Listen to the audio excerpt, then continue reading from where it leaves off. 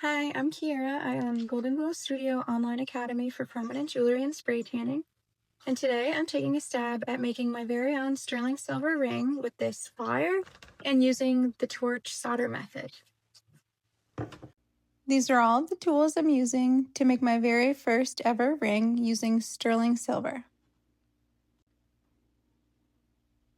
I'm using the torch solder method for this, so I have some flux, the mandrel for shaping, I have my little mallet, and here's where I started. I wrapped the sterling silver wire around my ring mandrel to get the perfect size. I needed to make a really tiny ring for my daughter. She's only 13 and she has tiny little fingers, so it's always hard to buy rings for her. So I decided I'm going to learn how to make my own. I'm a super beginner at this. I really have no idea what I'm doing. I watched a few videos on YouTube and honestly, I'm just winging it right now. So after I got the size I wanted, I tried to fix it a little bit, make it a little smaller because it was bigger. Even on the mandrel, it kept moving down. So I just twisted it a little bit with these little jewelry pliers, and then I got my cutters and just cut it as flush as I could along the edge of the silver wire. After I cut the perfect little ring size that I thought would fit her, I had to make sure that the opening was flush, so I did take a couple little files that I had bought on Amazon for jewelry filing, and I just kind of made the ends of them not so sharp and so that they were flush against each other so that I could solder it together into one piece. I do know that soldering doesn't fill gaps, so I needed it to be as flush as I could to try to kind of add it together to make the perfect ring. So here's a little piece of the sterling silver I used as my solder flux. It was really hard to put together here, and that's when I realized I do need better tweezers for this. I put it under the opening of the ring, and then I added my self-pickling flux spray to the ring. Once I added the spray, my fiance took over the torching, and we realized that we put a little too much heat on the ring at the end of it. So if you watch here, we kind of melt the flux to solder it together. But the second time around, we put the heat a little too close to the ring, and you can kind of see that little mirror flash right about here.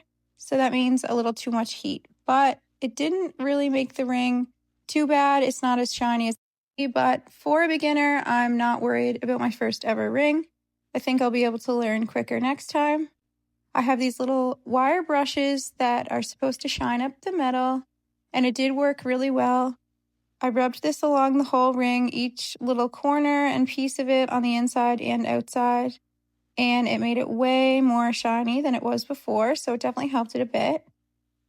Then I had to shape it again because it was still not a perfect circle. So I added it back to my ring mandrel, and this took for what felt like 100 years, but I just kept tapping it with this little mallet a million times until it made as close of a perfect circle as I could get it. And then I put it on the wooden mandrel because this one was a perfect circle and my metal mandrel isn't a perfect circle, so I do need to buy a new one.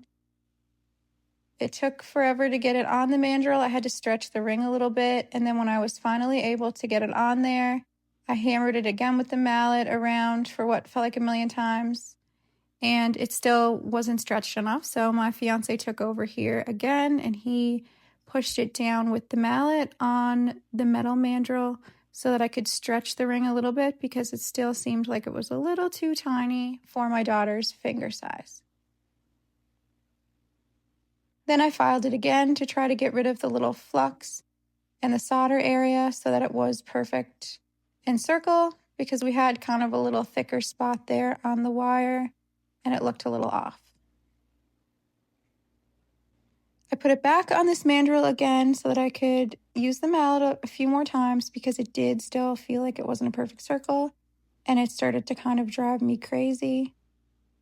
So this felt like forever. It's probably just me. I couldn't remember which end I was supposed to use, if there was a difference between the black end and the yellow end. But whatever, I'm literally just winging it. So I did this again forever, and then it seemed to be better, closer to a perfect circle.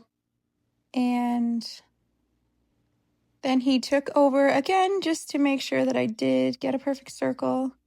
He's double checking my work. He seems like he knows what he's doing a little bit more than me, so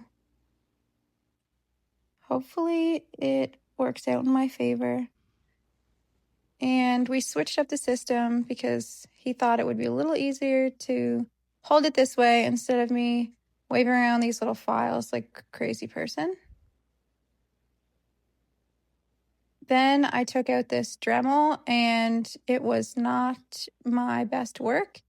I kept jumping. It felt like it was going to fly off. I didn't really know how to use it. And then I realized I definitely needed to get myself some safety glasses because I never even used one of these before. I've never seen them used online. I didn't know how to set it up and I felt a little crazy. So once I put on the safety glasses, I had a little more confidence.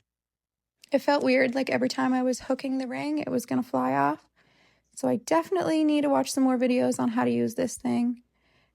The goal was to try to polish the silver with this little silicone tip on the Dremel, but it didn't feel like it was shining it up enough and it felt weird, so I really don't know. Then I tried this little foam-like cotton piece that was supposed to help shine up the silver as well. I don't really think it did anything. I think, again, it's probably the operator, but I did try. It shined it up a little bit, but not as much as I would like. So I'm going to figure that one out for the next one so that I can make it shinier, but it did clean it up a bit. I noticed there was some black powder all over the tip of the Dremel, so I feel like it did do something, but just not as much as I needed. So here is my finished product. It's not 100% a perfect circle, but I think it's super cute and I think it will fit my daughter perfectly.